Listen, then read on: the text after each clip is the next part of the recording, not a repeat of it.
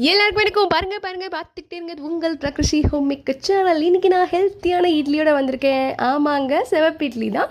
செம்ம டேஸ்ட்டாக இருந்தது. நீங்களும் இதே மாதிரி நீங்கள் வீட்டில் சொல்கிற அளவோட அதே மாதிரி ட்ரை பண்ணுங்கள். கண்டிப்பாக டேஸ்ட்டாக வரும். நான் சின்ன கிளாஸ் 100 கிராம் கிளாஸில் 3 கிளாஸ் சிவப்பரிசி, அதுக்கு 1 கிளாஸ் உளுந்து, கொஞ்சமாக வெந்தயம், திருப்பி 1 கிளாஸ் இட்லி அரிசி, அப்புறம் 2 டீஸ்பூன் பச்சரிசி, கொஞ்சமாக அவல், இதெல்லாம் நான் தனித்தனியாக ஊற வச்சுருக்கேன். அதுக்கப்புறமா நீங்கள் எப்போ உளுந்து அரைக்கிற மாதிரி, இதெல்லாம் நான் மிக்சிலேயே அரைக்கிறேங்க. அதனால் நீங்கள் எப்போ உளுந்து அரைக்கிற மாதிரி அரைச்சிட்டு வந்துடுங்க. நல்லா சாஃப்டாக இல்லை வெண்ணெய் மாதிரி. திருப்பி அதே ஜாரில் நம்ம மிச்சம் இருக்கிற அரிசி, சிவப்பரிசி, அவள் எல்லாத்தையும் போட்டு கொஞ்சமாக தண்ணி ஊற்றி, இட்லிக்கு தானே அதனால் கொஞ்சமாக தண்ணி ஊற்றி அரைச்சிட்டு வந்துடுங்க. எப்பவும் போல் உப்பு போட்டு கரைச்சி வச்சுருங்க. நெக்ஸ்ட் டே மார்னிங் பார்த்தீங்கன்னா சூப்பராக நல்லா பொங்கி வந்திருக்குங்க. பாருங்கள், பார்க்கவே மாவு சூப்பராக இருக்குல்ல. நார்மல் மாவை விட எனக்கு இது ரொம்ப நல்லாவே வந்தது.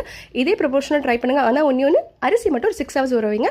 மற்ற பொருட்கள்லாம் ஒரு 3 ஹவர்ஸ் ஊற வச்சா போதும். சிவப்பரிசி அவ்வளோ நல்லதுங்க. ஸோ கண்டிப்பாக வாரத்தில் ஒரு முறையாச்சும் இது மாதிரி இட்லி ட்ரை பண்ணுங்கள். இது கார சட்னியோட செமையாக இருந்துச்சு.